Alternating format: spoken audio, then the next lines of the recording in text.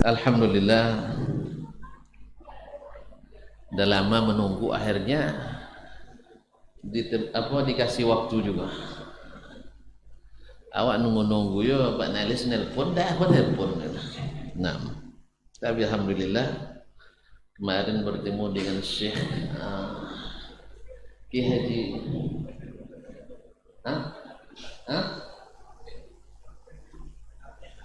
Pendri. Ini saya takut salah sabui lah, rahimahullah kan, mirip-mirip namun. Alhamdulillah kita kembali bertemu di salah satu rumah Allah, tempat yang subhanallah sangat membahagiakan, sangat menenteramkan, dan siapapun yang datang tak akan pernah rugi, pasti senang. Ya pasti senang. Karena gimana tidak? Karena masjid itu masya Allah adalah rumah yang paling dicintai Allah Subhanahu wa taala. Ahabbul biqa ilallahil masajid. Tempat yang paling dicintai Allah adalah al-masjid.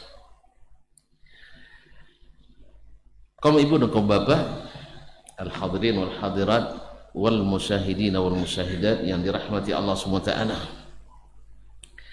Oleh itu mari kita bersyukur pada Allah atas nikmat yang luar biasa ini. Semoga perjumpaan ini bukan hanya sampai di sini. Mudah-mudahan membawa kita ke surga ilahi. Mau kan? Ya makanya besok di akhirat saling cari aja lah. Ya saling cari, mudah-mudahan Allah izinkan pertemuan ini menjadi salah satu sebab kita bisa saling memberikan syafaat nanti. Amin. Oleh itu jangan lupa pula bersalawat dan mengucapkan salam kepada baginda Nabi alaihi salatu wassalam. Ma'asyal kiram dirahmati Allah, pertemuan malam ini tentang kita, tentang cinta kita. Oleh sebab itu tidak boleh lama-lama, nanti hanyut pula kita dengan cinta. Insya Allah sampai serius, santai sampai selesai. 4S ya, serius tapi santai, tidak boleh tegang. Nah, sampai selesai. Selesainya tidak lama, insya Allah lepas isya kita selesai. Ya lepas azan isya selesai. Pokoknya sebelum salat isya dah selesai. Nah, cuman salat isyanya mungkin ditakhir sampai lewat sepertiga malam. Nah, kita tengok aja nanti. Mudah-mudahan tuan-tuan dan saya pun bisa. Insya Allah. Karena ngaji ini tidak selesai semalam. Tapi untuk beramal itu bisa dalam semalam. Sebagaimana dulu sahabat datang ke Nabi sallallahu alaihi wasallam, bertemu sekejap, menanyakan apa yang membuat saya masuk surga. Lalu Nabi jelaskan, dan dia bilang saya tidak akan menambah dan mengurangi dari apa yang disampaikan. Nabi aflaha in sadaq, kalau dia jujur pasti bahagia dan selamat. Ma'asyiral kiram dirahmati Allah, kesalihanmu adalah kebaikan bagi anakmu. Ma'asyiral kiram, orang-orang tua yang saleh pada umumnya melahirkan anak-anak dan keturunan yang saleh pada umumnya. Ada satu-satu yang diuji oleh Allah SWT. Oleh sebab itu Nabi SAW di saat beliau, kalau di Mekah jelaskan tidak terbuka lagi kesempatan waktu itu, beliau hijrah ke Madinah. Hijrah ke Madinah.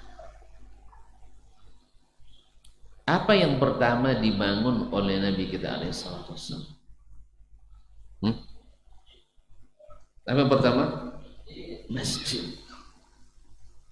Kenapa masjid? Syekh? Karena masjidlah yang membuat kita saleh. Gimana tidak? Dalam keadaan berdosa pun kita lari ke masjid, Allah dekatkan kita kepadanya. Apalagi dalam keadaan taat. Makanya Ali bin Abi Thalib radhiyallahu taala anhu dulu ketika beliau berselisih dengan istrinya, siapa istrinya? Fatimah binti Muhammad sallallahu alaihi wasallam, binti Rasulullah sallallahu alaihi wasallam. Wanita, salah satu dari wanita sempurna, Fatimah bintu Rasulullah sallallahu alaihi wasallam. Tapi ternyata ada juga cekcoknya rupanya. Jadi orang soleh bukan tidak pernah bermasalah, tapi orang soleh yang pandai mengatur masalah. Nah, Ali radhiyallahu taala anhu ketika dia bermasalah dengan istrinya, larinya kemana? Bungkus baju, lari ke rumah mak. Mak ada lagi, dah mati. Lari ke rumah ayah, ya dah mati. Alhamdulillah beliau mengetahui tempat yang paling bagus adalah masjid. Dan tempat yang paling mudah mencari orang adalah masjid. Kalau sempat nanti ditanya, suamimu mana? Kan datang Nabi kan? Mana Ali Abul Hasan? Ketika dijawab oleh Fatimah, di masjid. Mudah tak nyarinya? Mudah. Masjid di waktu itu Masjid Nabawi, Masjid Quba, Masjid Qiblatain Bani Salimah, dan Masjid Bani Sulaim. Belum banyak masjid. Di kota masjid, berapa masjid? Kok tak hafal tuh? 8. 4. Masya Allah. Ini masjid paling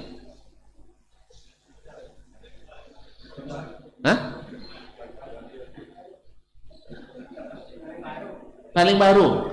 Ya, paling baru katanya. Masya Allah. Dan paling dekat dengan perbatasan. Iya, pintu gerbang masuk kan jadi ikon kota masjid. Di ikon kota masjid. Masya Allah, tabarakallah. Tidak salah, karena dia rumah Allah. Yang kemudian namanya Abdullah Al-Umar, bukan Ibnu Umar ya. Al-Umar, Abdullah, hamba Allah. Al-Umar radhiyallahu taala. Ma'asyarul kiram dirahmati Allah. Ketika ditanya dan adanya di masjid, tentu sangkaan orang pasti baik. Pasti baik. Walaupun sedang berkelahi sekalipun, kenapa dia ke masjid? Tadi agak cekcok dikit, tapi larinya kemana? Masjid. Baik. Akhirnya Nabi tinggal cari, ketemulah Nabi Ali bin Abi Thalib sedang tidur telungkup. Lalu Nabi colek dengan kakinya. Tapi tentunya hati-hati juga dengan menantu kayak gitu. Ini bukan hanya sekedar menantu, saudara sepupu, lama serumah dengan Nabi SAW. Nah, kalau kita buat kayak gitu mungkin marah menantunya kan, sudahlah cekcok sama anaknya, tiba-tiba mertua congkel pakai kaki buluk kan. Nah, lalu dia kata, qum ya Abu Turab, bangun wahai Abu Turab. Sejak itu Ali kan bukan Abu Turab, Abu Turab bapak tanah, bapak tanah. Kalau tuan tanah jadi juga lain, bapak tanah. Sejak itu Ali katakan, saya lebih mencintai gelar itu karena yang memberikannya adalah Rasulullah SAW. Gitu Pak, kalau Rasulullah yang buat kita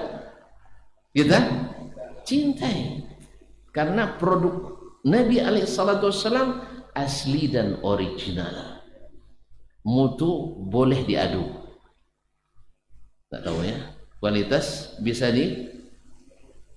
diadu gitu. Terjamin mutu. Ma'asyal kiram dirahmati Allah SWT. Lalu Nabi dibawa pulang oleh baginda Rasulullah SAW. Lalu dengan demikian hilanglah apa yang tadi membuat mereka berdua sedikit clash atau sedikit berbantah tadi. Kenapa? Larinya ke masjid, tempat orang-orang saleh. Oleh itu kaum muslimin dan muslimat, di sini terlihat bagaimana pentingnya masjid dalam membangun kesalihan orang tua, kesalihan masyarakat. Maka Nabi SAW pertama membangun masjid Quba dulu, habis itu masjid Nabawi. Bahkan sebelum Nabi SAW membangun rumahnya sendiri, beliau beli tanah dulu. Beliau beli dengan duitnya sendiri tanah untuk Masjid Nabawi. Ini wakaf Nabi SAW, milik dua orang anak yatim dua itu, Sa'ad dan Suhail itu mau wakafkan. Nabi tidak, ini harus beli, karena masjid terbaik mesti wakaf orang terbaik. Maka siapa yang masjid terbaik di sini, insya Allah menjadi orang terbaik di sini. Kalau lomba-lomba itu, kaum muslimin dan muslimat dirahmati Allah. Nabi SAW bangun dulu masjid sebelum membangun rumah. Inilah yang inspirasi setiap developer. Tahu developer? Tidak tahu ya. Apa nama masuk orang yang properti apa nama payahnya itu uang tukang buat rumah tok jual, tukang buat rumah tok jual. Ada je paham lah? Alhamdulillah. Developer kalau di Arab Saudi, ini yang saya tahu ya, di tempat lain saya tidak tahu. Mungkin negara lain juga, tapi yang saya lihat di Arab Saudi, sebelum rumahnya berdiri, tanah kabling sudah ada, maka masjid sudah dibangun megah. Makanya para pengembang, nah, kan beda kan kecil, pengembang kue, pengembang perumahan, bila bangun komplek perumahan, yang pertama dibangunnya adalah masjid. Karena Nabi SAW yang pertama dibangunnya adalah masjid. Ma'asyarul kiram dirahmati Allah SWT. Masjid yang dibangunnya pertama kali dan diikuti oleh orang sampai sekarang. Sebelum satu pun rumah dibangun untuk dijual, mereka berdagang dulu dengan Allah Tabaraka wa Ta'ala. Kan enak begini ya, setiap perumahan yang dibangun di kota-kota, pengembangnya khususnya yang muslim bangun masjid indah dulu, baru rumahnya. Sehingga iklannya selalu dipasang adalah masjid sudah berdiri, telepon sudah masuk, air sudah mengalir, atas jalan sudah aspal hot mix, bukan aspal jagung, apalagi jalan berdebu, tambah lagi jalan banjir berlumpur, tidak, karena memang jarang banjir sana kan. Jadi masjidnya yang ada ikonnya. Kalau kita bangun perumahan, dipampang di situ gambar anak gadis artis pula. Jadi yang terbayang bila masuk ke perumahan ini dapat anak gadis cantik. Nak terbayang orang jadi orang soleh masuk perumahan, iya kan? Kan iklan itu. Dipegangnya gratis uang muka, apa namanya, cash back. Jadi harga entah apa namanya, payah terjemahan, saya tidak pandai gitu. Ma'asyiral kiram dirahmati Allah SWT. Di sana tidak. Jadi fasilitas masjid, air bersih, listrik, telepon, jalan aspal. Jalannya bukan 3 meter, tapi 8 kali 2 kilometer. Bukan apa meter. Maksudnya 2 arah. Sebelahnya ini 8 meter, sebelah sana 8 meter. Macam jalan tol di perumahan. Awak Masya Allah, kalau tidak pandai berselisih, kalau tidak masuk bondau. Kalau tidak masuk apa namanya, bondau ya, atau bergeser mobil kita. Memang developer kita hemat, karena hemat pangkal kaya. Hemat pangkal kaya. Kalau di sana tidak, sedekah sumber rezeki yang sangat besar. Jadi investasi itu besar, sedekah, wakaf. Ma'asyiral kiram. Kenapa masjid dibangun? Karena masjid adalah tempat mainnya orang-orang saleh. Maka banyak urusan terselesaikan di masjid. Urusan rumah tangga cuma tadi terselesaikan di masjid. Membangun jiwa-jiwa orang tua yang saleh di masjid. Makanya sering orang di masa itu dan juga sampai sekarang, orang melihat salah satu tanda kesalehan ayah itu adalah selalu datang ke masjid. Oleh itu kaum muslimin dan muslimat dirahmati Allah, jangan mimpi jadi dapat anak saleh ya, kalau kita sendiri tidak saleh. Maka kita yang harus saleh dulu, khususnya para ayah ini, khususnya para ayah. Karena sebenarnya ibu-ibu, mohon maaf, kami ini yang laki-laki lebih lama mengandung dari ibu-ibu. Ibu mengandung berapa lama? 9 bulan. Kami sejak balik lagi dah mengandung. Tidak sadar antum ya? Ya, sudah kita kandung itu, bakal anak itu lama sekali. Ya kan? Makanya dia akan perhatikan bagaimana gerak-gerik kita.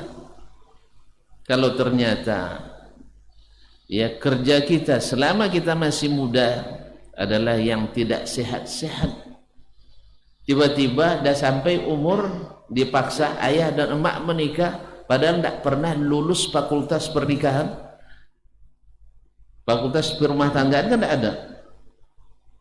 Semuanya asal sampai umur nikah. Dan salah orang tua juga selalu nanya, bukan tanyanya berapa kali kamu sehari ke masjid, tapi yang ditanyanya berapa kolam ikan di koto masjid. Itu yang ditanya. Kaum muslimin dan muslimat dirahmati Allah. Jadi orang tua rata-rata nanya bukan berapa kali sehari ke masjid, tapi berapa kolam ikan di koto masjid. Akhirnya yang diketahuinya adalah baca kasih makan ikan, tapi bagaimana menjaga kesalahan diri dia tidak tahu. Karena syarat calon mertua tadi supaya punya kolam ikan di koto masjid. Ma'asyiral kiram dirahmati Allah. Padahal kaum muslimin, kesalihan itu tidak bisa dibeli. Tapi dengan saleh kita bisa membeli ikan. Betul kan? Ilmu dengan duit yang banyak tidak bisa dibeli. Tapi dengan ilmu yang tinggi, ilmu rendah saja, uang bisa dicari. Makanya banyak orang tak sekolah, duitnya banyak. Ada orang tinggi sekolah macam kita, duit tak banyak. Adanya tapi tak banyak. Dulu di Kampar, kayak awak mah, di Kinang kan ada kona nomor Pak Haji tu nak kena koyor. Pasal pula tu. Tak tanggung-tanggung kayanya, tapi tak pandai baca. Ketika beliau naik pesawat, dibagikan koran. Waktu itu pesawat merpati itu. Dulu kan hanya ada Garuda dan merpati. Burung semua. Nah, merpati dan Garuda. Kalau sekarang singa ada terbang. Iya, memang canggih sekarang. Lion, singa kan? Nah, singa bisa terbang sekarang. Bahkan Batavia pun terbang.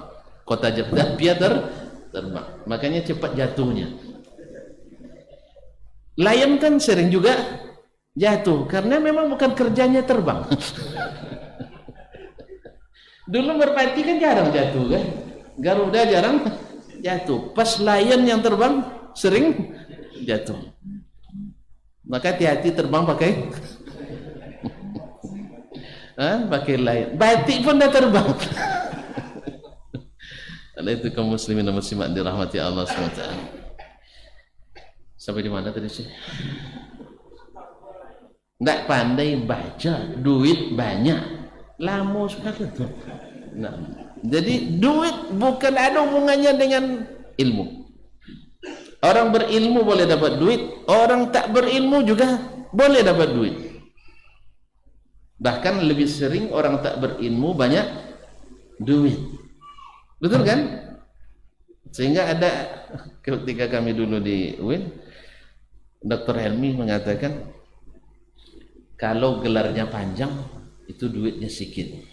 Doktor, Kiai Haji, LC, MA. Nah itu tengok rekeningnya paling-paling 1 juta, 2 juta. Tapi kalau namanya satu aja misalnya John atau Johnny katanya, tidak ada LCMA-nya, tidak ada Kiai Hajinya, itu duitnya banyak. Iya, enggak? Iya. Ceritanya, siapa yang paling kaya di sini? Nunjuk tangan. Tidak ada yang berani ngaku, takut diminta. Kaum muslimin dan muslimat. Banyak orang tak punya gelar tapi duit banyak. Kembali ke sini kaum muslimin dan muslimat. Kenapa masjid? Karena masjid adalah tempat menyiapkan orang-orang saleh. Maka siapapun yang sering ke masjid akan terbentuk menjadi orang saleh. Apalagi kalau sudah dimulai sejak masih belia, masih muda, cemerlang di usia belia. Tua di sisa usia. Kalau tua itu cemerlang di usia belia. Dan tidak jarang orang ketika melihat orang yang rajin ke masjid kemudian dipilih untuk menjadi calon pendampingnya, insya Allah tak mengecewakan walaupun tidak begitu menjanjikan. Tidak begitu menjanjikan, tetapi insya Allah tidak mengecewakan. Apa maksud tu? Nyelah rajin ke masjid kadang tak banyak pikiran, jadi tak menjanjikan. Tetapi orangnya baik-baik maka tidak mengecewakan. Kan bahagia itu kan di sini. Bahagia kan bukan di harta. Betul kan? Bahagia di mana Ustaz? Di jiwa. Ya kan? Bahagia bukan di tinggi jabatan. Bahagia bukan di banyak harta. Sudah tadi, apa lagi? Jabatan sudah, apa lagi? Takut nyebutnya. Banyak istri. Bukan di situ. Antum hanya mimpi-mimpi aja. Satu aja sudah bahagia, apalagi 2 mimpi antum tuh. Nah, ya awalnya 1 aman-aman, 2 perang terus. Jadi bahagia bukan di situ.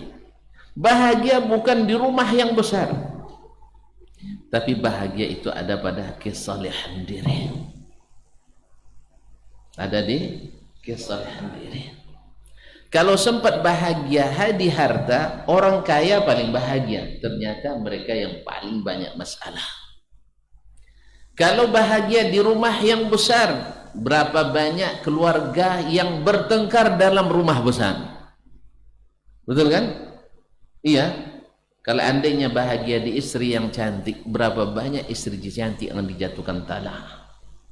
Kalau bahagia di istri yang cantik tadi, berapa banyak orang risau pulang ke rumahnya? Apa risau? Cantik tapi garang katanya.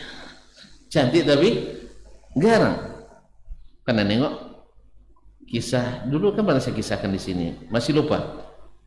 Ada seorang suami, istrinya garang. Nggak tahu. Mau cerita lagi?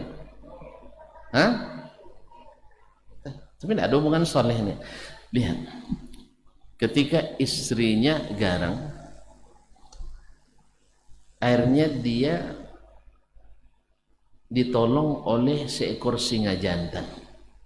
Setiap mengangkut hasil kerjanya berupa kayu bakar, selalu dibantu oleh singa jantan. Kenapa singa jantan yang bantu? Nggak tahu juga. Biar tidak curiga istrinya.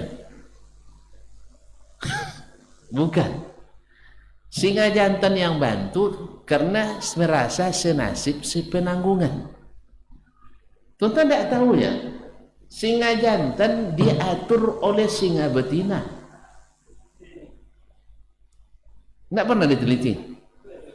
Jadi kalau ada laki-laki garang, biasanya diatur oleh singa yang lebih garang. Tentu tidak pernah nengok singa, enggak ya, enggak, apalagi meneliti ya, diteliti orang. Jadi singa jantan takut sama singa betina, garang. Makanya nanti tonton kalau ada lihat preman garang, coba lihat pasti istrinya. dia pasti diatur oleh istrinya. Ada preman di sebuah kampung tuh, ya dia ngatur orang di warung tuh ya. Kalian diam, nah dan sebagainya. Pas lewat istrinya naik motor datang ke kedai, pulang terlenya. Takut sama istrinya. Jadi singa tadi bantu laki-laki ini karena serasa senasib sepenanggungan.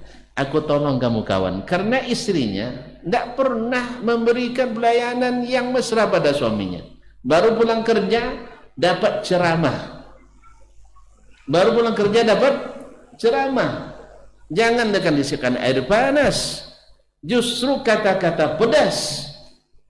Jangankan disiapkan makanan, justru membuat hati memilukan, teriris-iris rasanya hatinya. Makanya singa pun simpati karena senasib sepenanggungan. Tidak lama istri yang ini meninggal karena suami tadi tak pernah melawan sama bininya. Dalam tanda petik ya, tidak pernah melawan sama bininya. Apapun kata istrinya dia tak jawab. Tidak pernah pula melawan, karena tidak lawan sebenarnya. Kalau mau singa betina itu kan tidak lawan singa jantan kan? Mana yang kuat, singa jantan atau singa betina? Hah? Pernah dilihat? Coba lihat yang berburu, yang paling jago berburu yang jantan atau betina? Betina ya? Serius ini? Saya buka videonya. Allah Ustaz. Kau muslimin dan muslimat ya? Jantan lah yang kuat saya. Jantan yang kuat. Makanya singa pun paham. Walaupun istrinya garang, dia tidak lawan. Makanya ada yang ngadu ke kita, Ustaz, istri saya perkataannya tak kemakan asam lagi Ustaz katanya. Dulu siapa yang milih dia? Saya Ustaz. Dulu ketika masih belum menikah, halus suaranya, merdu suaranya, macam bulu perindu. Bila mendengar tak tidur malam. Tapi setelah menikah, macam bulu pecah. Ya antum yang pilih kan, hidup itu pilihan kawan.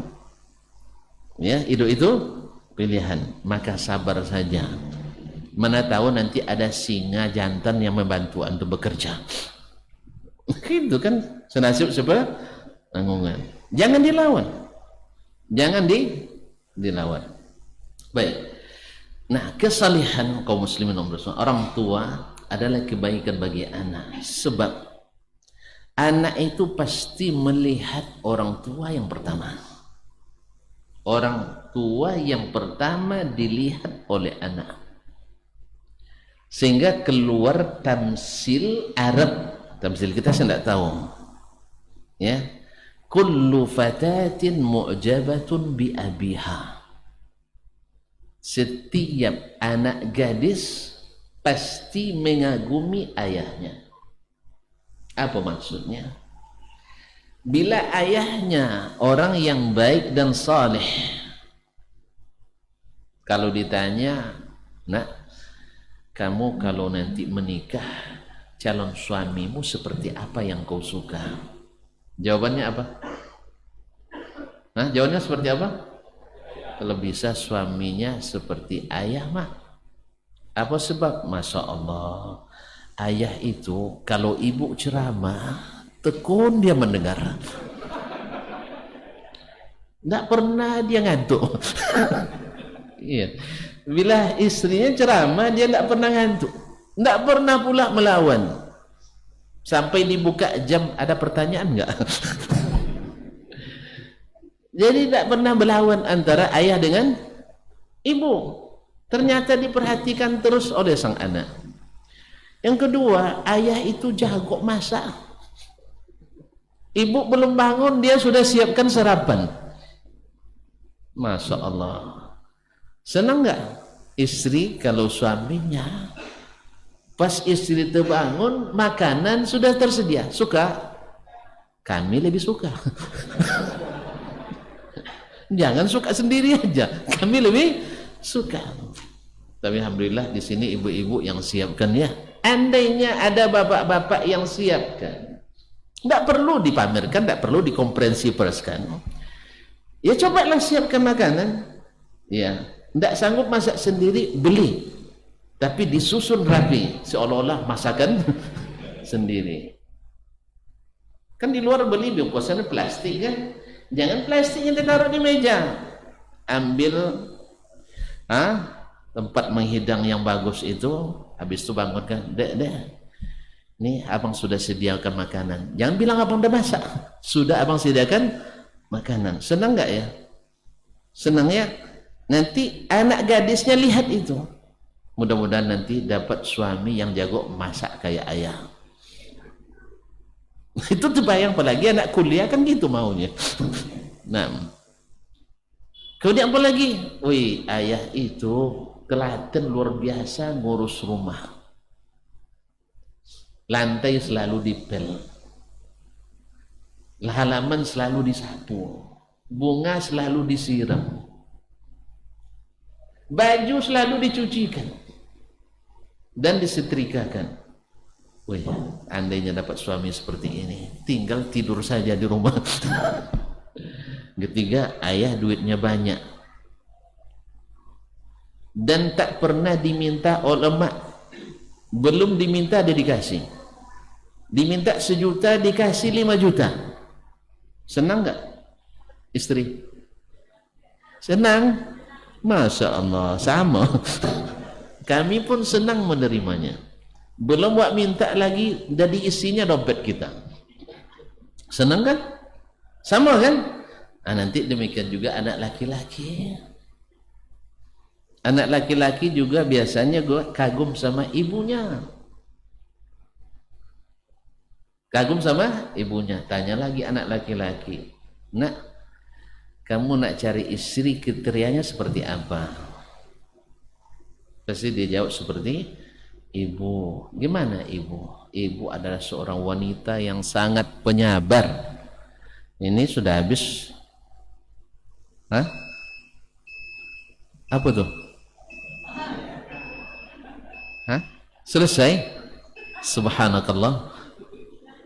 Oh belum. Ayo. Nah, azanlah dulu. Nah,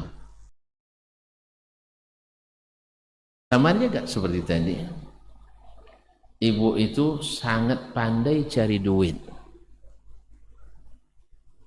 Ibu saya pandai cari duit, manapun simpan ayah dapat. Kaum muslimin dan muslimat dirahmati Allah. Bukan. Ibu ini telaten mengurus suaminya.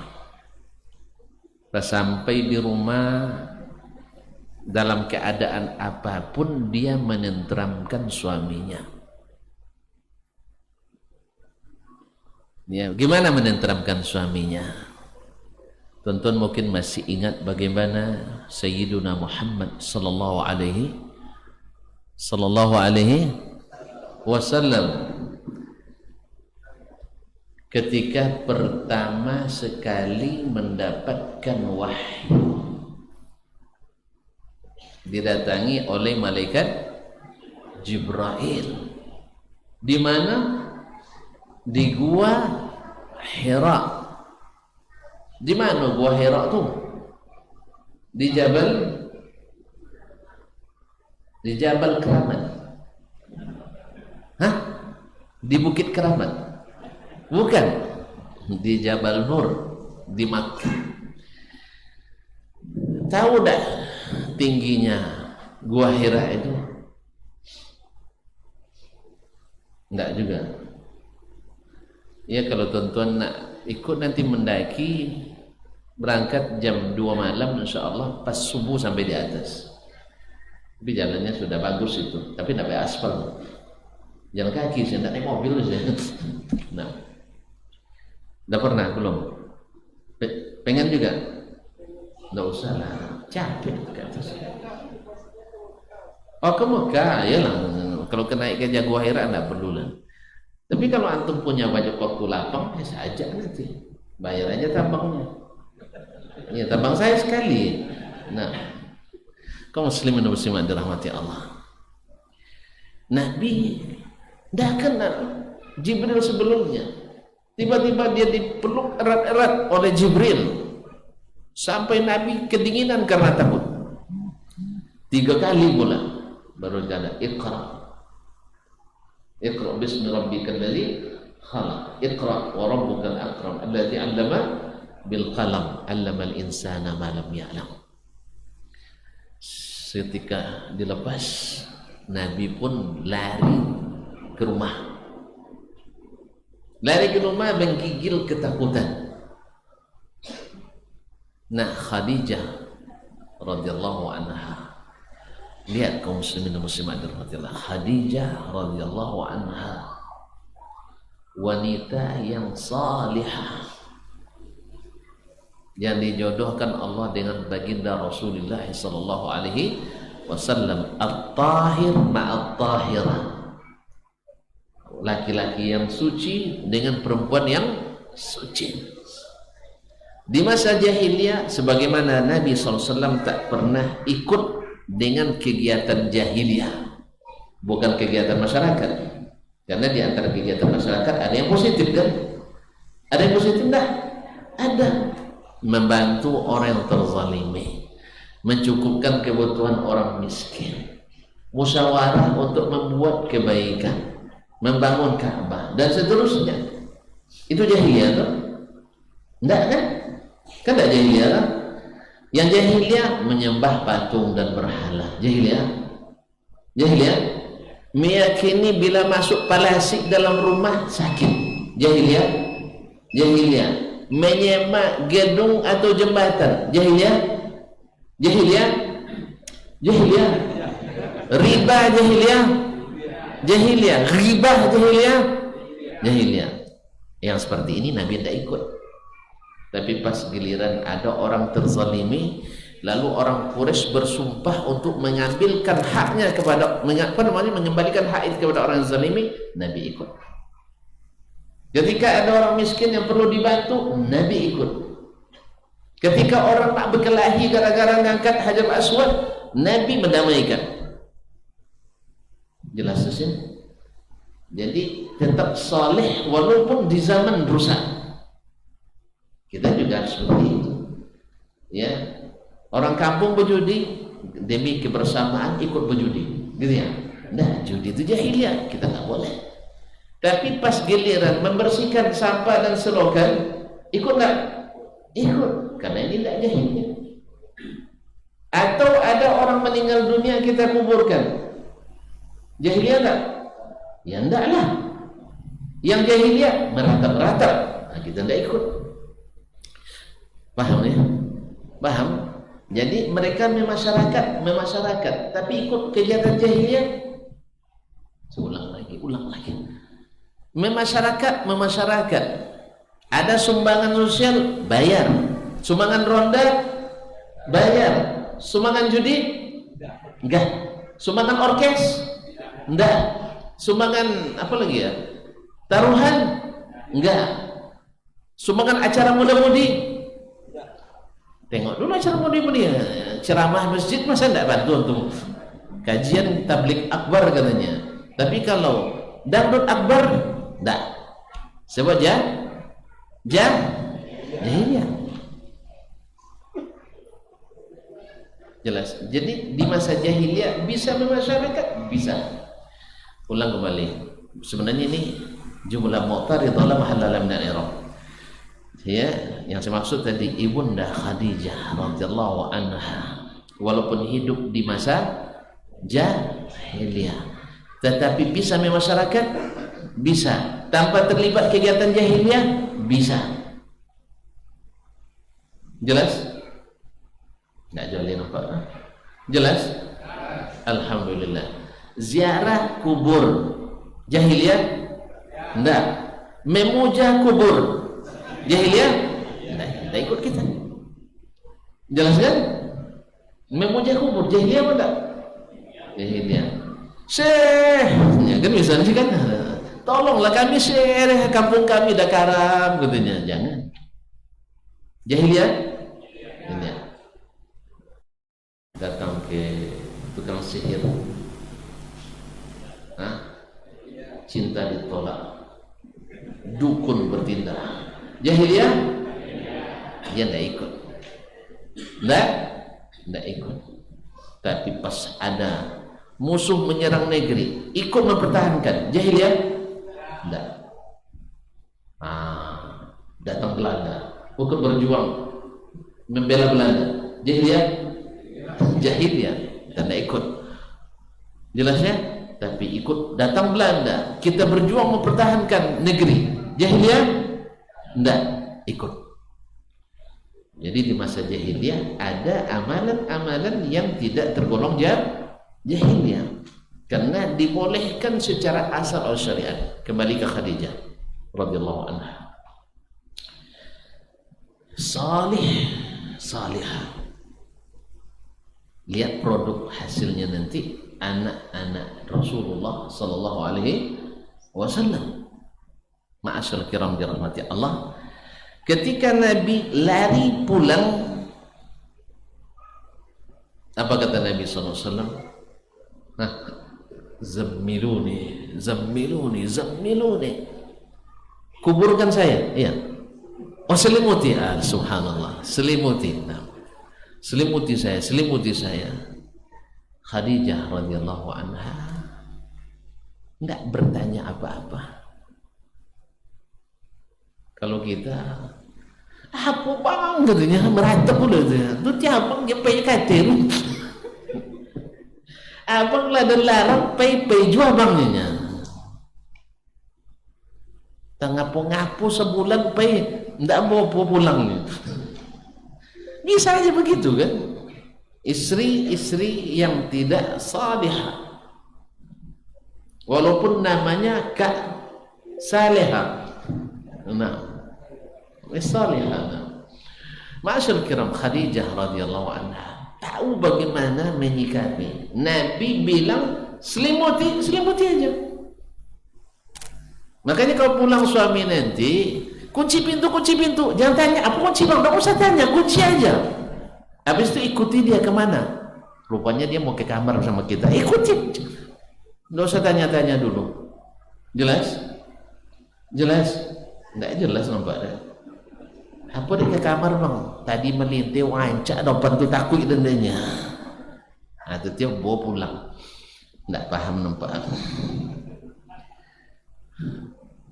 Antum kan belum paham kan? Jelas?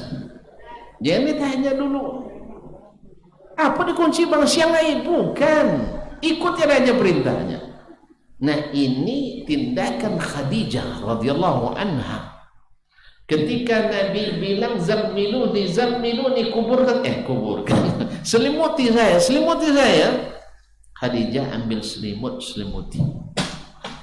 Subhanallah. Ini isyarat nampaknya. Nah, mohon maaf. Sampai di mana tadi? Selimuti. Ini dengar selimut, nak pulang saya. Hujan-hujan pula. Dia selimuti. Dia diam. Sesuai yang diinginkan oleh sang abang tercinta. Dia tak tahu. Entah jadi apa-apa. Belum tahu kan belum jadi rasul kan? Belum jadi rasul sudah saleh. Apalagi setelah jadi rasul sallallahu alaihi wasallam. Inilah Khadijah. Nah, tindakan Khadijah ini yang tidak banyak tanya pada suami dan menuruti apa yang diinginkan oleh suami, disaksikan oleh anak-anaknya. Kira-kira apa yang tertanam dalam jiwa sang anak? Apa yang tertanam dalam jiwa anak? Bahwa istri yang baik adalah mengikut permintaan suami yang baik. Bila ini dilihat oleh anak perempuannya,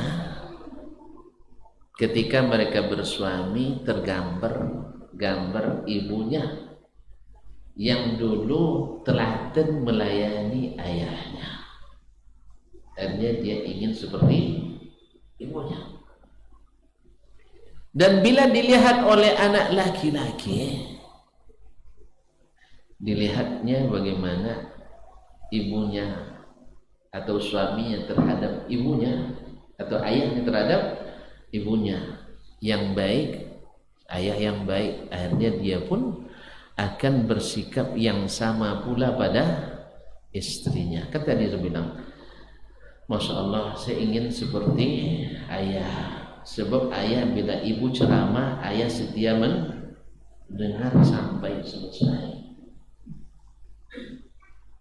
Itu kan rumus bahagia di rumah tangga, rumus baik rumah tangga itu. Tuan-tuan masih ingat pesan Imam Asy-Sya'bi rahimahullah di malam pertama, ini kontrak, bukan nikah kontrak ya, setelah nikah nih, malam pertama setelah nikah, dia berbicara jujur pada istrinya, adikku sayang, terbayang pula malam pertama, adikku sayang, engkau bagiku masih asing. Sebab mereka tidak ada pacaran dulu kan, baru pertama ini mereka berdekatan. Dan aku pun bagimu masih asing. Oleh sebab itu tunjukkan apa yang kau tak suka supaya aku jauhi, dan aku tunjukkan pula aku yang tidak suka sehingga kau jauhi. Kira-kira mana yang disukai atau yang tidak disukai? Mana yang banyak yang disukai atau tidak disukai? Yang tak suka lebih banyak. Kita absen. Ya kita absen. Pas antum bangun tidur, istri nyapu, suka enggak? Enggak. Alhamdulillah. Nyapu antum? Enggak. Jangan langsung nyapu deh ya. Pas bangun tidur, istri baca Alhamdulillah alladzi ahyana ba'da ma amatana. Suka enggak? Alhamdulillah. Selepas itu dia pergi ke sumur. Nah, enggak dapur dulu ya. Ke sumur. Ngapain? Berwudu. Dan seterusnya kan banyak lah. Mungkin juga mandi sebelumnya terus. Nah, tergantung urusan malam tadi. Macam tak paham aja.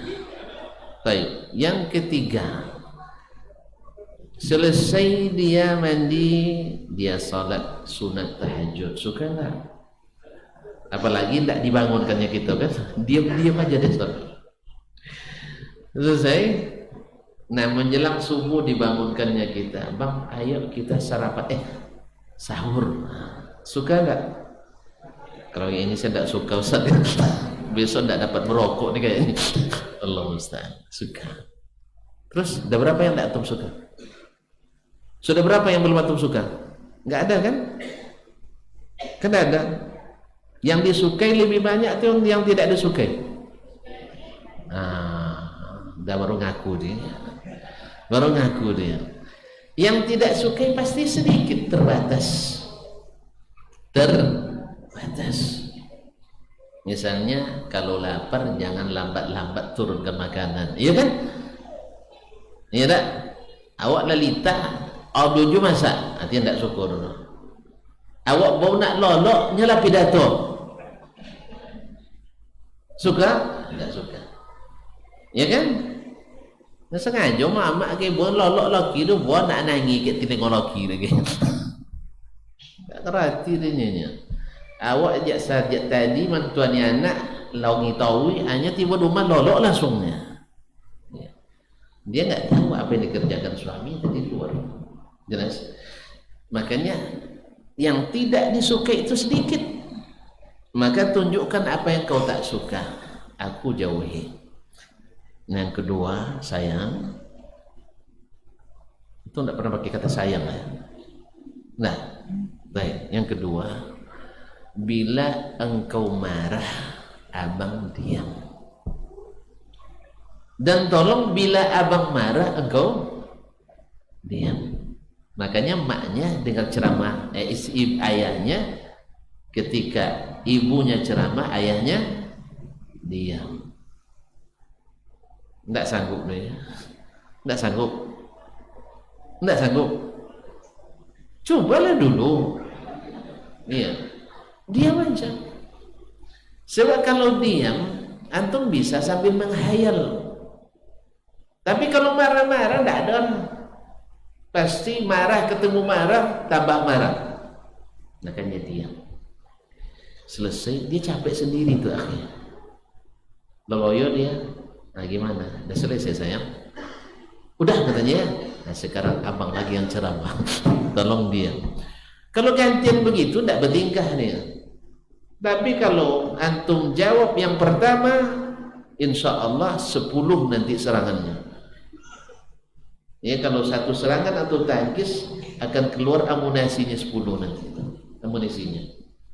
Tidak percaya cobalah. Kita coba sekarang, kita panggil. Kaum muslimin dan muslimat dirahmati Allah. Nah Khadijah radhiyallahu anha yang salihah, ketika mendapatkan suaminya dalam keadaan seperti itu, dia laksanakan apa yang diinginkan oleh suaminya tanpa banyak tanya.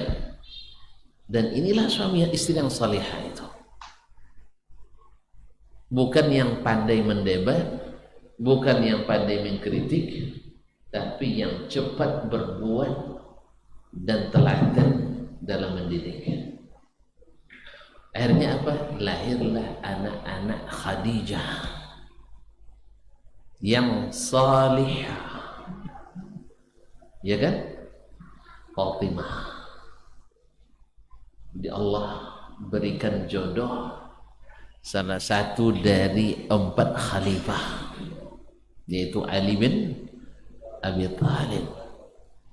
Ali bin Abi Thalib, anak kecil yang sangat sigap. Di umur yang sangat kecil, umur itu berapa? Umurnya berapa? 26? 12? Enggak.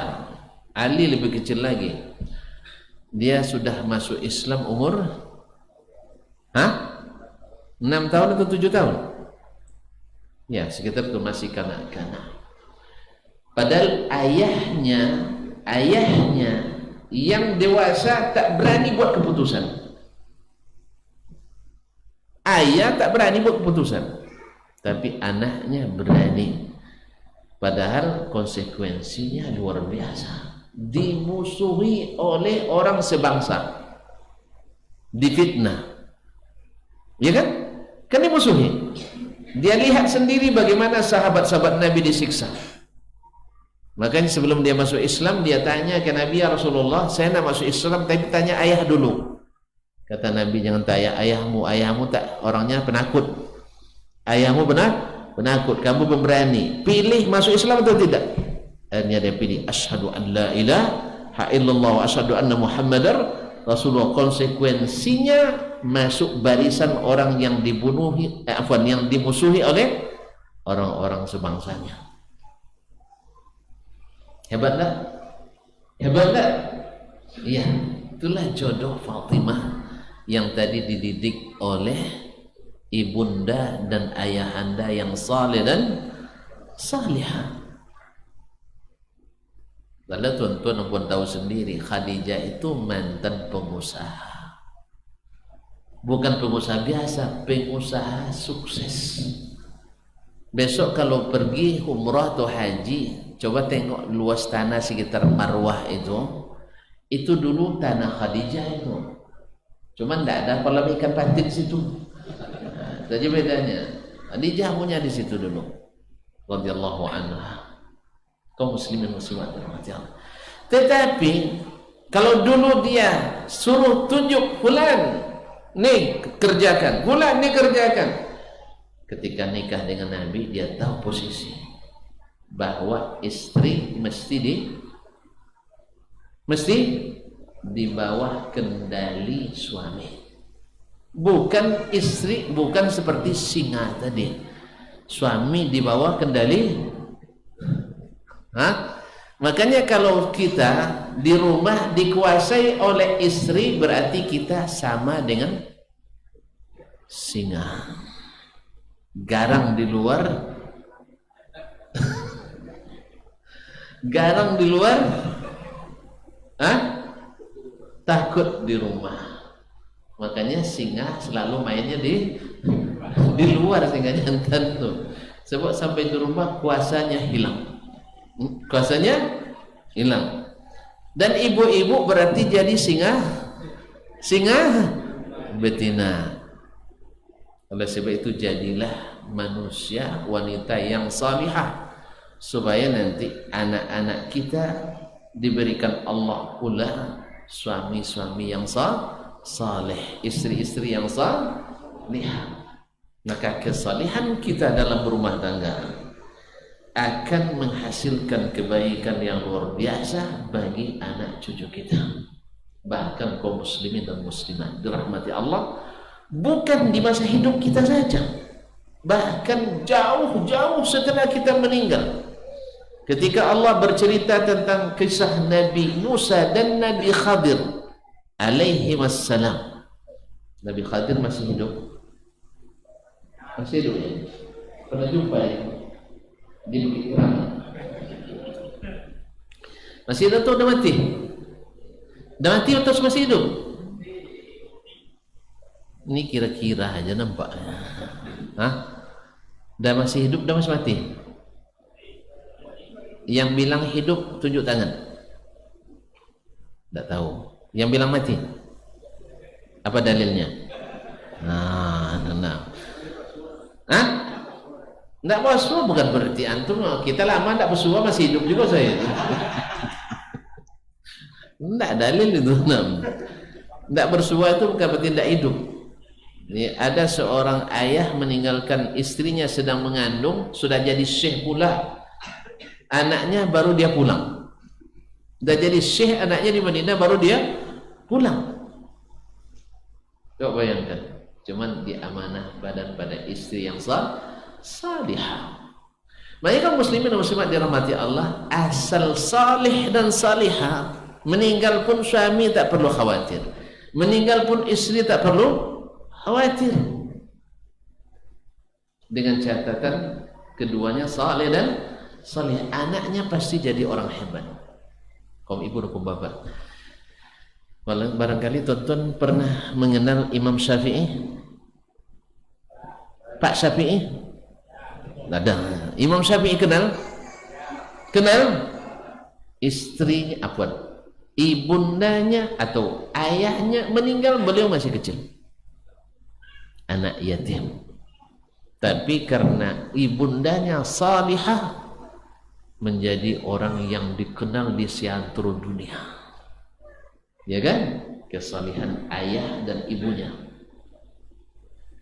Imam Malik bin Anas, kenal juga, Imam mazhab Maliki, yatim juga, tapi ditinggalkan ayahnya saleh, kemudian diurus oleh ibundanya yang salihah, jadi imam dari salah satu imam besar dunia. Masya Allah, tabarakallah. Jadi kalau antum punya istri salihah, tidak perlu risau meninggal, insya Allah ada yang ngurus. Tambah takut antum, ada yang ngurus. Siapa? Allah tabaraka wa ta'ala. Tapi kalau istri tak salihah, kemudian kita tidak saleh, lalu kita meninggal, kita pasti ketakutan.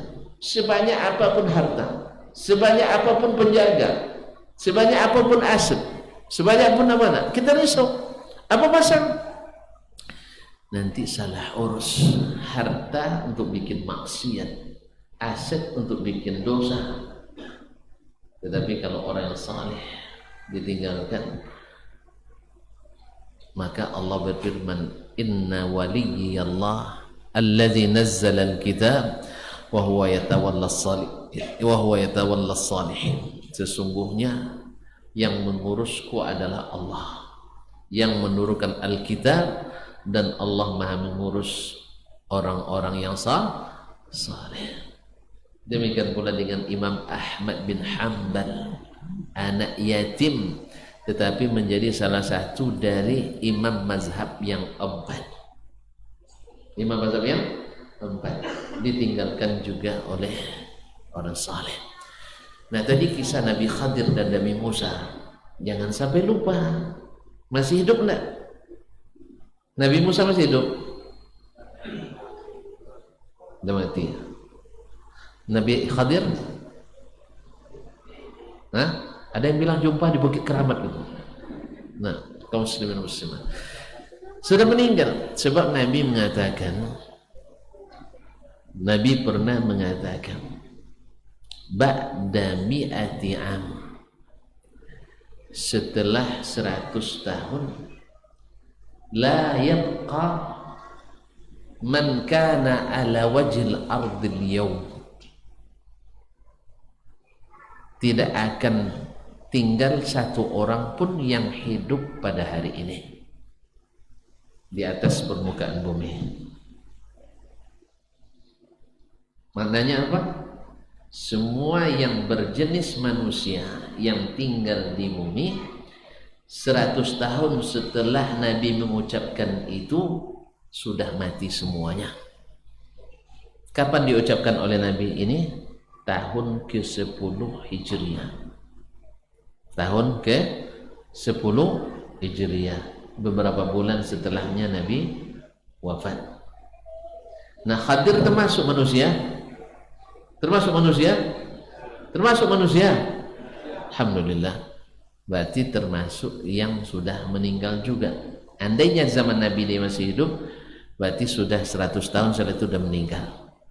Wallahu ta'ala alam. Ma'asyarul kiram, kita bukan masalah ini jumlah mu'tarid Allah mahalalah min al-i'rab. Maksud kita ketika keduanya datang ke sebuah kampung atau kota, minta minta menjadi tamu di situ, menjadi tamu. Kenapa jadi tamu? Karena tamu punya hak terhadap tuan rumah, hak bermalam. Kalau syariat Islam 3 malam, hak mendapatkan makanan selama 3 hari, itu wajib itu bagi tamu. Setelahnya sunat, setelahnya boleh disuruh pergi. Nah, kaum muslimin, artinya tak wajib lagi. Jadi tamu itu punya hak. Nah, ternyata mereka orang-orang soleh seperti itu, 2 orang nabi. Coba bayangkan, 2 orang nabi tambah 1 orang sahabat nabi, tidak mau mereka layani. Apalagi kita yang datang dari sini, fa abau ayyudhayyifuhuma fawajada jidaran. Nah, terus yakadu ayyanqadha fa aqama qala wastata'ta la takhasta minhum. Nah, ma'asyarul kiram dirahmati Allah. Jadi ketika mereka tidak dilayani, mereka tidak apa-apa. Lalu mereka menemukan sebuah tembok yang sudah hampir roboh, lalu diperbaiki oleh Nabi Khadir alaihissalam. Musa berkata, kenapa tidak minta upah atas pekerjaan ini? Akhirnya itu menjadi pertanyaan terakhir. Lalu dia jelaskan, adapun perahu begini sudah, adapun anak kecil begini sudah, adapun dinding itu kana tahtahu kana li ghulamaini yatimaini fil Madinah wa kana abuhuma salihah. Ini milik anak yatim, 2 orang anak yatim yang tinggal di kota itu, dan bapaknya dulu orang saleh. Imam At-Tabari meriwayatkan bahwa bapak yang dimaksud di sini bapak yang ke-7. Bapak yang maksudnya datuk. Nah, ini moyangnya. Kesalihan nenek moyangnya itu yang meninggalkan harta tadi sampai juga ke cucunya yang tingkat ke-7 itu. 7 keturunan kalau kita. Subhanallah. Mungkin istilah 7 keturunan itu dapat dari situ itu. Jadi harta sampai 7 turunan. Kan itu biasanya kan banyak piti 7 turunan tidak habis kan ya. Itu lalu kurang. Karena soleh datuknya itu menyebabkan harta itu sampai juga kepada cucunya yang anak yatim tadi. Makanya kaum muslimin dan muslimat dirahmati Allah, mungkin kesalehan kita yang di masa hidup kita mungkin tidak begitu berbahagia dengan harta yang banyak, tapi Allah simpan untuk anak kita, simpan untuk anak kita, atau cucu kita, atau cicit kita, atau cucu kita, ya cucu dan sebagainya. Ma'asyarul kiram dirahmati Allah, ada yang bisa menyimpulkan? Tak usah ulang balik. Tidak ada kesimpulan, tak usah ulang balik. Ulang balik ya. Kesimpulan dari kita bahwa Nabi alaihissalatu wassalam ya di awal dia hijrah ingin menyiapkan komunitas yang saleh dan salihah bagi masyarakat Madinah. Maka beliau jadikanlah ikonnya rumah Allah. Jelas? Disitulah segala puncak kesalihan itu bermula. Mereka mengaji tauhid dengan Nabi di mana? Di masjid. Mereka belajar salat kepada Nabi di mana? Di masjid. Mereka belajar akhlak dan budi pekerti dari Nabi di mana? Di antara di masjid paling banyak. Mereka belajar untuk mendahulukan orang lain di mana? Banyak di masjid. Mereka belajar bagaimana mengurus urusan umat di mana? Di masjid. Nabi mengajarkan mereka bagaimana rajin berinfak di mana? Di masjid. Ya kan? Nabi juga mengingatkan orang yang salah di mana? Di masjid. Makanya kalau ada ceramah yang tersinggung, biasa itu. Biasa itu. Kalau tersinggung berarti melawan obatnya. Ya, kalau ada melawan obatnya ada reaksi itu. Ya, biasa itu. Makanya enggak usah seperti orang-orang dulu kan menyinggung beli awak kojonya kan. menyinggung belek. Maka awak nasihati kalau ke masjid jangan bawa belek supaya tidak tersinggung belek. Tapi pergi ke masjid bawa iman, ya, bawa Islam, bawa hati yang bersih, ya, supaya nanti tidak tersinggung belek. Ini kalau belek tersinggung sangit sowo, iya kan? Apalagi sekarang kan banyak wadah-wadah yang digunakan tidak perlu berbunyi. Bawa tupperware kan tak bunyi dia tersinggung kan. Nah, jangan belek lagi. Baiklah kaum muslimin rasul. Jadi disinilah Nabi SAW banyak memberikan trik-trik menjadi orang saleh. Tadi sudah sebutkan kasusnya, contoh tadi Ali bin Abi Thalib. Ada masalah di keluarga, bukan lari kemana-mana, tidak, dari ke masjid. Akhirnya beliau saking tenangnya tertidur. Kalau bukan karena tenang bisa tidur? Hah? Kalau bukan karena nyaman bisa tidur? Coba lah tonton nanti membantah sama istri lari ke rumah mak, bawa bungkus pakai plastik asoi. Apa kain dan maknya? Apa dibawa? Bebantan di binin tadi. Ya celakunya mak kata. Nyaman dengar itu. Awak masih sayang ke bini sebut amat celaku. Makui lu doa. Allah Ustaz. Akhirnya dongo dek minfus bola loma kosan. Apanya kau anak dek kau sampai celakunya janganlah. Bisa lolok, bisa tidur, dah berhari-hari tak tidur tuh.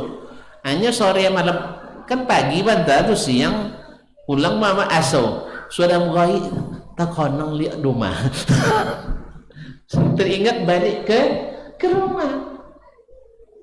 Kalau udah langsung ke rumah emak, atau kena aturan adat, tidak boleh pulang sebelum dijemput. Di sana baru mulai marahnya, bertahan dia. Rasain, tak akan saya jemput. Akhirnya merana lah badan tuh. Makanya tonton, akhirnya tidak kesalihan yang tercipta. Tapi coba tonton, bungkus kain, lari ke masjid. Siapapun nanya, mudah dijawab. Apa yang mau kain kamu saji? Dek isawal kemarin tidak dapat cuti, tidak dapat etikap. Etikap kan boleh di luar Ramadan kan? Boleh. Tidak nama etikap nginap mana? Nak kaum muslimin muslimat rahmati Allah. Orang tidak tahu kita sedang bermasalah.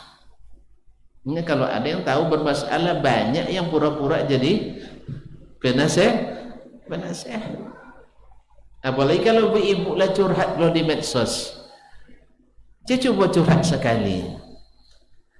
Tak kusangka begini akhirnya. Itu banyak komentar. Ada apa sayang katanya? Ya, dimulai itulah. Ya, aku tertipu oleh penampilannya. Itu kan disebut oleh yang menjawab kan itulah salahnya kamu, tak teliti dalam memilih. Ya kan itu mulai komunikasi terbangun. Akhirnya masuk dalam perangkap saya. Tapi kalau lari ke masjid seperti tadi, tidak ada yang tahu.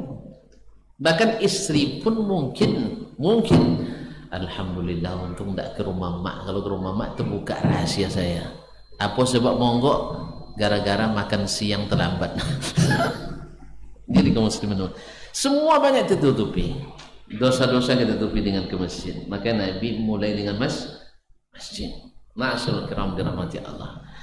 Yang kedua, bahwasanya anak-anak kita biasanya meniru orang tuanya.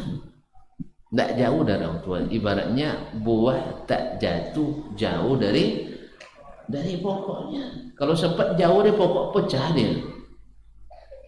Tak jauh dari pokoknya. Macam mana kita, insya Allah macam itu anak. Bahkan dia punya obsesi, punya cita-cita yang laki-laki dapat istri perangainya macam ibunya. Nah, itu tengoklah perangai kita. Kalau bagus perangai kita, insya Allah dapat menantu yang bagus pula. Tapi kalau kita perangainya buruk, siap-siap juga dapat menantu yang perangainya buruk. Maka perbaikilah diri kita di depan anak-anak kita. Bahkan kalau andainya bebantah pun jangan sampai terendus terlihat oleh anak-anak. Bisa enggak? Hah?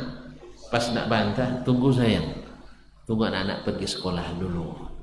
Habis itu kata bebantah, di mana? Di dalam kamar dikunci. Kamar kedap suara. Tahu kedap suaranya? Ndak nongol dek tetangga bantah dalam dulu. Nah, sudah itu hidupkan kaset ngaji keras-keras atau ceramah Ustaz Asman keras-keras kan? Nah, habis itu berlomba lah itu. Ya.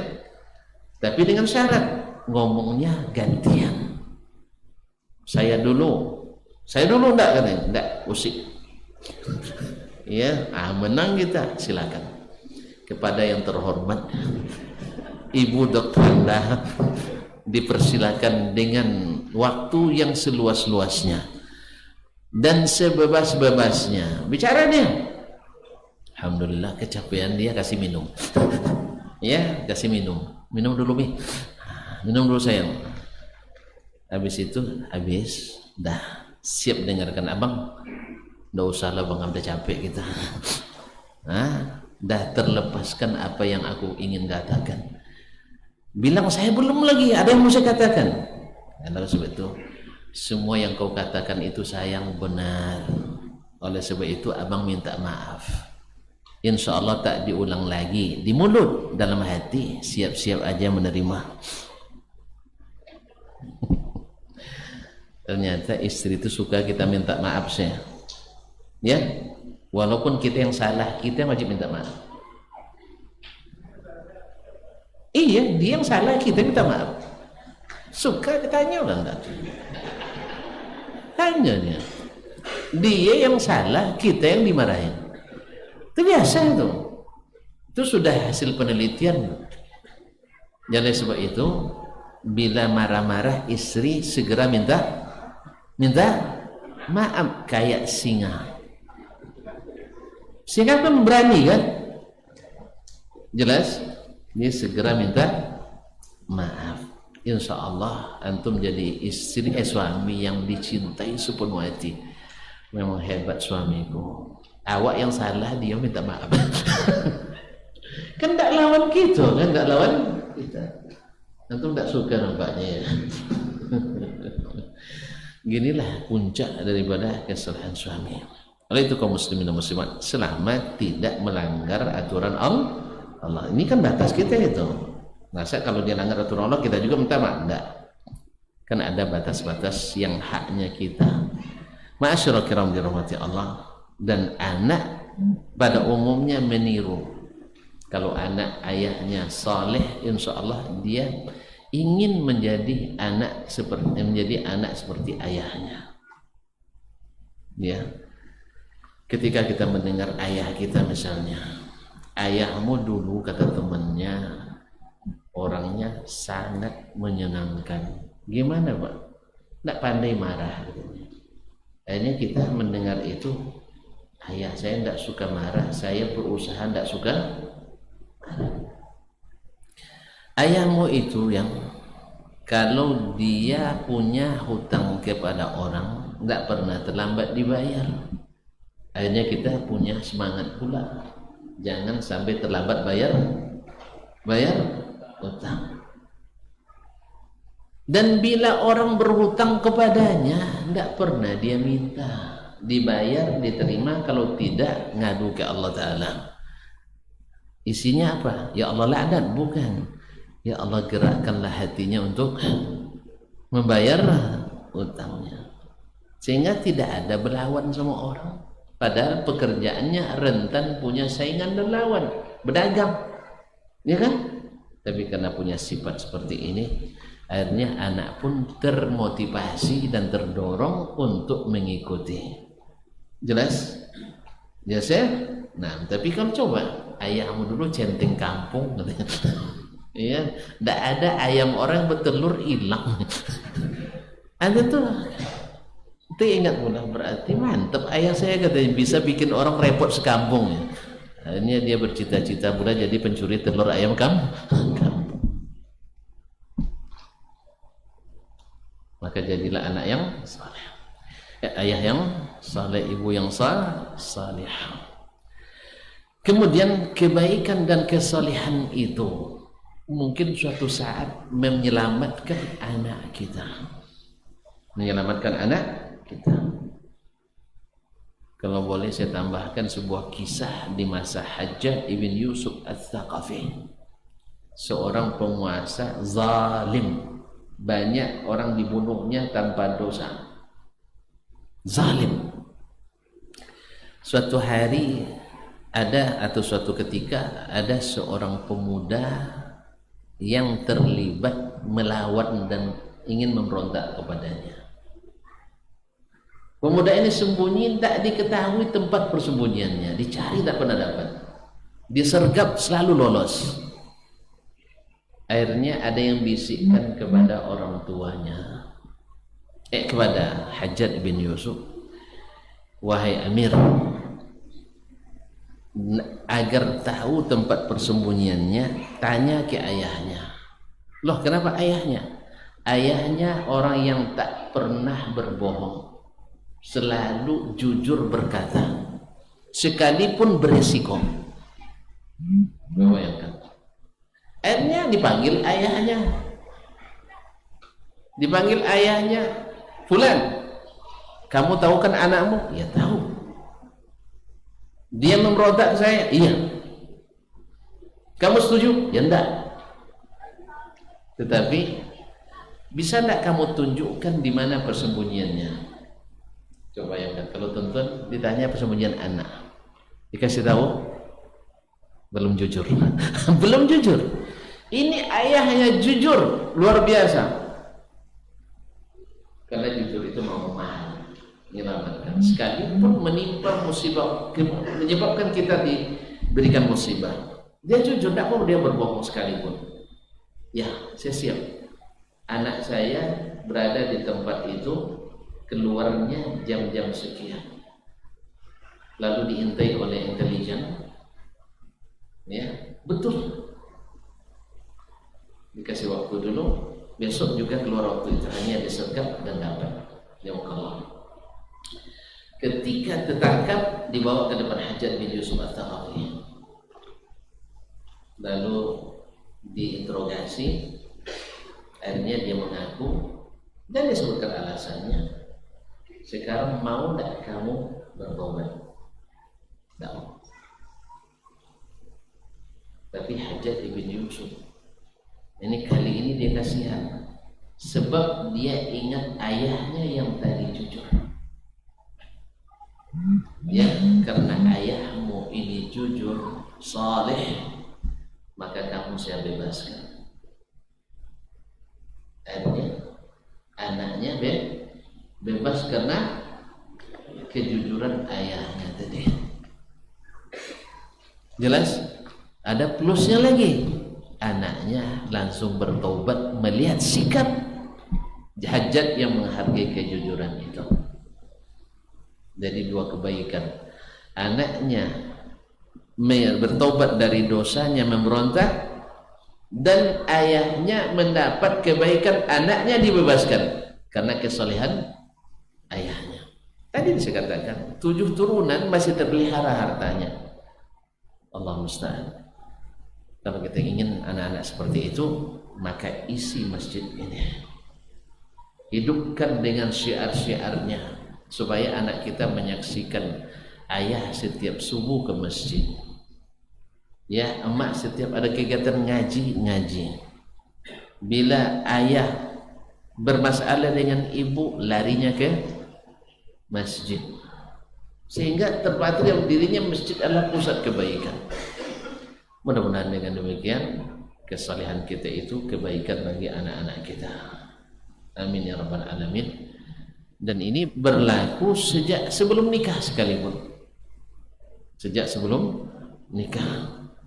Sebenarnya masalah ini cukup panjang, Tapi mudah-mudahan yang sedikit ini bisa dikembangkan.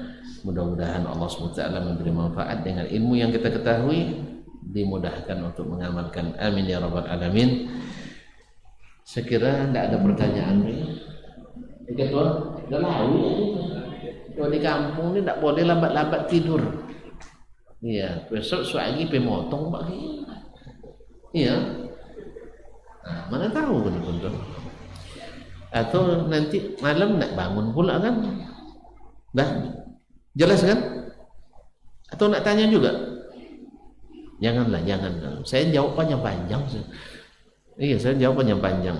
Tidak usah tanya. Tidak usah tanya. Terima kasih dan mohon maaf. Wallahu ta'ala alam wa sallallahu ala nabiyyina Muhammadin wa sallam. Wa subhanakallahumma bihamdik asyhadu an la ilaha illa anta astaghfiruka wa atubu ilaik. Wassalamualaikum warahmatullahi wabarakatuh.